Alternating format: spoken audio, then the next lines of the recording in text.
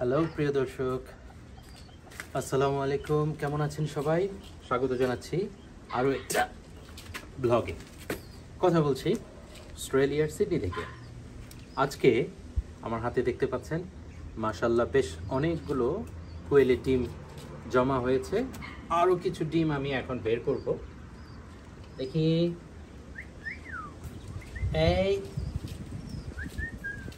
এই দেখুন মাশাআল্লাহ কত ডিম পেড়ে রাখছে। এখন আমি এই ডিমগুলো কালেক্ট করছি কারণ আজকে এই ডিমগুলো আমরা ইনকিউবেটরের ভিতরে দিব বাচ্চা ফোটানোর জন্য। কোয়েল দেখি সরো।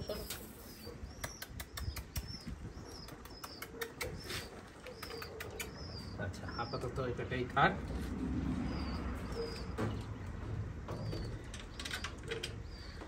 এখন কথা হচ্ছে, এই যে আরেকটা ডিম এদিক দিয়ে বের হয়ে এই প্লেটের উপরে পড়ে গেছে। এদিক দিয়ে ফাঁকা থাকে, একটু ফাঁকা দিয়ে বের হয়ে ডিম পড়ে যায়। তো মাশাআল্লাহ দেখুন এতগুলো ডিম হয়েছে আমার। হ্যাঁ, এখানে প্রায় 20-30টা ডিম হবে। তো দেখি আমরা কয়টা ডিম ইনকিউবেটরে দিতে পারি। আমার এই কোয়েলগুলো, আসো। হ্যালো বেবিস, দেখুন কত সুন্দর ঘুরে বেড়াচ্ছে, খাচ্ছে। হ্যাপি কোয়েল, হ্যালো। হ্যাঁ, তো এরা এই ডিমগুলো পেরেছে, ভাবা যায় কত ডিম। একটু পরে আবার পারবে, প্রতিদিন ডিম পারে, প্রতিদিন। মাশাআল্লাহ। আর এই ডিমগুলো খেতেও অনেক সুস্বাদু। বাট আমি কিছু বাচ্চা বানাবো এখান থেকে মিটের জন্য, মাংস খাওয়ার জন্য আশা করি। অবশ্য এত দূর আগেই না হওয়া পর্যন্ত এত কিছু বলা ঠিক না কি করার জন্য। এমনি বেবি করব। মাশাআল্লাহ অনেকগুলো ডিম হয়েছে। চলুন দেখাই কিভাবে আমি ইনকিউবেটরটা সেট করি। গতবার আমি ইনকিউবেটরে 28টা ডিম দিয়েছিলাম। 28টা ডিম থেকে 28টা বাচ্চাই হয়েছে মাশাআল্লাহ। এখন বাচ্চা হবে কি হবে না এটা ডিপেন্ড করে দুইটা জিনিসের উপরে। একটা হচ্ছে আপনার ইনকিউবেটর কতটা ভালো, আর দ্বিতীয়ত হচ্ছে আপনার এগগুলো ফার্টাইল কিনা। হ্যাঁ, এগগুলো ফার্টাইল কিনা, অর্থাৎ এগগুলো বাচ্চা দেওয়ার মতো উপযোগী কিনা। হ্যাঁ, তো দেখা যাক। আমার এখানে মেল ফিমেল দুটাই আছে। তো আমার এখানে একটা সাদা মেল আছে, আসো দেখাই সাদা মেলটা। এই যে এটা হচ্ছে সাদা, এটা বয়। হোয়াইট কালারের যেটা, হ্যালো। এই যে এটা হচ্ছে মেল বয়। তো আমি আশা করছি যে একটাই সাদা, আর বাকি সব কিন্তু ভ্যারাইটি কালার। তো আমি আশা করছি যে সাদা মেল যেহেতু আছে, তো এখান থেকে একটু ডিফারেন্ট কালারফুল কোনো বেবি হয় কিনা, এটাও আমার একটা টার্গেট। তো চলুন ইনকিউবেটরটা সেট করি। এটা হচ্ছে আমার ইনকিউবেটর, গত বছরের। কম দামে একটা কিনেছিলাম আর কি, খুব বেশি দাম না, খুবই চিপ, কিন্তু খুব ভালো কাজ করে। আমি জানি না এখনো পর্যন্ত যে এটা এখনো ঠিক আছে কিনা, তো আশা করি ঠিক আছে। আগে আমি একটু কানেকশনটা দিয়ে দেখি যে ঠিক আছে কিনা, কানেকশন পাই কিনা। তারপরে হচ্ছে না, কানেকশন তো পাচ্ছে না। ও, এটা অন করতে হবে। বিসমিল্লাহ, সুবহানাল্লাহ। হ্যাঁ, কানেকশন পাচ্ছে প্রিয় দর্শক। তার মানে কাজ করবে, তার মানে এখনো কাজ করবে। তো চলুন সেট আপটা করে ফেলি। হ্যাঁ, সেট আপটা করে ফেলি। কিভাবে সেট আপ করতে হয় সেটা আপনাদেরকে এখন দেখাই। সেট আপ, এরা ডিম নিয়ে বসে না, এরা ডিম পেড়ে বাস শেষ। ডিম নিয়ে বসার মতো, মানে ডিমে তাপ দেওয়ার মতো ধৈর্য ওদের নাই। এখন আমি এই যে এইগুলো, এই স্টিকগুলোর উপরে ডিমগুলো বসবে। এখানে দেখতে পাচ্ছেন, আসো এখানে দেখতে পাচ্ছেন এটা আমি যখন মেশিনটা অন করব, মেশিনটা অন করলে পরে এটা এরকম ঘুরবে, তো ঘুরলে পরে ডিমগুলো রোটেট হবে। ডিম রোটেট হওয়া খুবই ইম্পর্টেন্ট। তো এই হচ্ছে আমি এটা সেট করে দিলাম। এখন আমি যদি এটাকে একটু এক সাইড করে দিই তাহলে কি হবে, এক সাইডে, যে কোনো এক সাইডে রেখে দিই, তাহলে যেটা হবে সেটা হচ্ছে এই কোয়েলের বেবি যখন হয়ে যাবে তখন সামনে যে জায়গাটা আছে এই জায়গাটাতে তারা হাঁটাচলা করতে পারবে বের হয়ে, ডিম থেকে বের হয়ে। তো এই জায়গাটা ওপেন স্পেস রেখে দিই, আর এই দিক থেকে একদম আটকা থাকুক, নাকি বলো Sarwar? Is that a good idea? এখন ফাইনালি আমরা যেটা করব সেটা হচ্ছে আমরা ডিমগুলো এখানে বসিয়ে দিব। ডিম বসানোর আগে আমাদেরকে অবশ্যই দেখতে হবে ডিমের মধ্যে কোনো ক্র্যাক আছে কিনা এবং ডিমগুলো বেশ ভালো মানে দেখতে প্রপার কিনা। তো এই ডিমটা খুবই সুন্দর, নাইস অ্যান্ড বিউটি।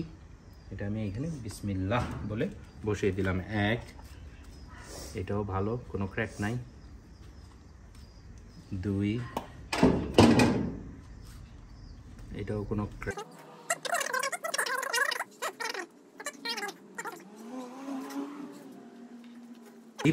ডিমের সাইজ বেশি বড় হইতে হবে না, ডিমের সাইজ মোটামুটি ছোট হলে সবচেয়ে বেস্ট। ছোট ডিমগুলোতে আপনার বাচ্চা ফোটার চান্সেসটা অনেক বেশি। কেন? কারণ বড় ডিমগুলোতে হয় কি, বড় ডিমগুলো অনেকগুলাই আমি খেয়ে দেখেছি, তো আমি খাওয়ার সময় বড় ডিমগুলোতে, বেশিরভাগ বড় ডিমগুলোতে 2টা করে কুসুম। আর 2টা কুসুম মানে হচ্ছে যে এটার ভিতরে 2টা বেবি হওয়ার চান্সেস, আর 2টা বেবি আসলে একটা ডিমের ভিতরে জায়গা হয় না, তখন ওই ডিমটা নষ্ট হয়ে যায়। হ্যাঁ, নষ্ট হয়ে যায়। সো এই কারণে মেক শিওর করতে হবে বড় ডিম দেওয়া যাবে না, ছোট ডিম ইজ ভেরি গুড।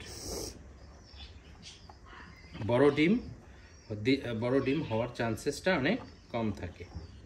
এই যে এই ডিমটা কিন্তু একটু ডিফারেন্ট, দ্যাট মিনস এটা হচ্ছে আমার একটা ডিফারেন্ট কালারের কোয়েল আছে, ওইটার ডিম।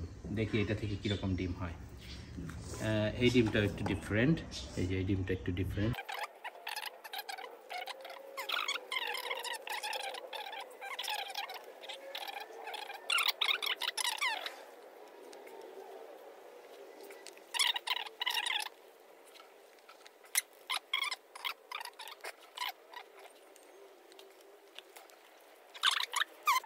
দেখি দর্শক, 1 2 3 4 5 6 7 8 9 10 11 12 13 14 15 16 17 18 19 20 21 22 23 24 25 26 27 28 29 30 31 32 33টা। আমি 33টা ডিম দিয়ে দিলাম। 33টা ডিম দেখি ইনশাআল্লাহ 33টা ডিম থেকে কয়টা বাচ্চা ফোটে। হ্যাঁ, দেখি কয়টা বাচ্চা ফুটে।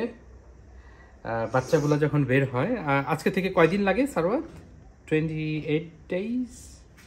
ও না, 14 দিন, তাই না? 14 days actually.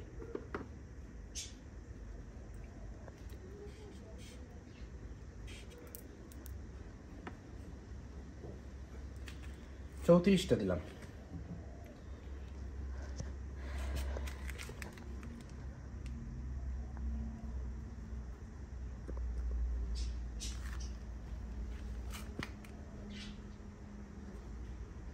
চৌত্রিশটা, 34। Okay, let's go. ওকে প্রিয় দর্শক, মোটামুটি সেট আপ হয়ে গেছে। এখন যেটা করতে হবে আমার, এটার ভিতরে কিন্তু পানি দিতে হবে নিচে। হ্যাঁ, নিচে নিয়মিত পানি দিতে হয়। তো আমি ক্লোজ করার আগে আমি কিছু পানি আগে এটার ভিতরে দিয়ে দিই। যখন আমার এগগুলো সেট হয়ে গেল, আমাকে কিন্তু মেক শিওর করতে হবে যে এটার ভিতরে পানি দিতে হবে। পানিটা কেন দিতে হবে? কারণ হিউমিডিটি রাখার জন্যে। কারণ এটার ভিতরে যেহেতু আমরা ওয়ার্ম বাতাস দিব, তো ভিতরে আর্দ্রতাটা বজায় রাখতে হবে। হ্যাঁ, ময়েশ্চার কিংবা হিউমিডিটি যাই বলেন, হিউমিডিটিটা কন্ট্রোল করতে হবে। তো হিউমিডিটিটা কন্ট্রোল করার জন্যে এই যে আমি এখানে পানি দিয়ে দিচ্ছি। এই পানি দিয়ে দিলে কি হবে, এই পানিটা বাতাসে প্রতিদিন আপনাকে একটু একটু করে পানি দিতে হবে। প্রতিদিন একটু একটু করে পানি দিতে হবে, যাতে করে এটার আর্দ্রতাটা বজায় থাকে। হ্যাঁ, এটা খুবই ইম্পর্টেন্ট।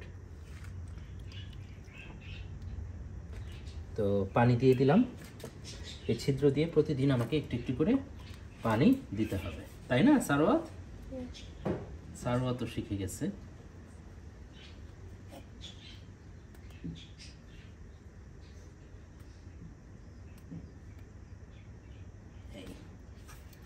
তো পানি মোটামুটি সব জায়গায় চলে গেছে।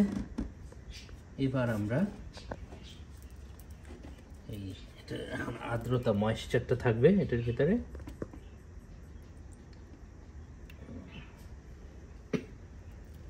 বেশি করে পানি দিয়ে দিলাম। এবার আমরা এটাকে ঢেকে দেব। আর্দ্রতা প্রথম দিন একটু বেশিই থাকবে। বিসমিল্লাহ।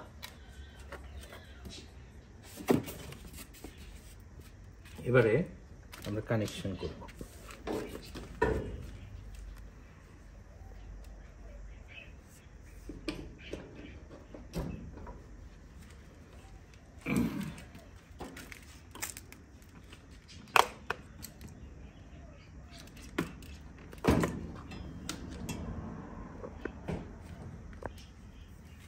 বিসমিল্লাহির রহমানির রহিম। What about the temperature? Temperature দিতে হবে 37 না 37.5, মনে আছে তোমার? আর হিউমিডিটি থাকতে হবে সবসময় কত? হিউমিডিটির পরিমাণ জানি কত থাকতে হবে? 75। এখানে যে টেম্পারেচার আছে এটা হচ্ছে হিউমিডিটি আর এটা হচ্ছে টেম্পারেচার। এখন আমরা টেম্পারেচারটা একটু বাড়াবো। টেম্পারেচারটা আমরা বাড়িয়ে দিব হচ্ছে, এটা হচ্ছে round and round on set. এই যে টেম্পারেচার 37.9 আছে, টেম্পারেচার ইজ ফাইন। এটা কি 24টা কি 24/7 24/8?